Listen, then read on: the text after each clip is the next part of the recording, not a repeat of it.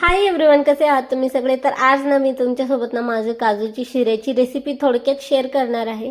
त्याआधी ना इथे मी किराणा संपलेला होता म्हणून किराणा मार्टमध्ये आलेले होते. तिथे आल्यावर मला काही होचे या ब्रँडचा नाईफ दिसलेला. भरपूर दिवसापासून ना या ब्रँडबद्दल मी ऐकलेलं होतं, तर मला घरात चाकू वापरायला घ्यायचाच होता, तर मी पटकन घेतलेला न विचार करता. 140 रुपयाचा मला हा पडलेला. घरी आल्यावर मस्तपैकी वरण भात केला आणि सोबतच ना काजूचा शिरा बनवला गोडमध्ये. काजू क्रंची होईपर्यंत भाजून घेतलेले तुपामध्ये आणि साखरेचं पाक बनवून घेतलेलं सोबतच.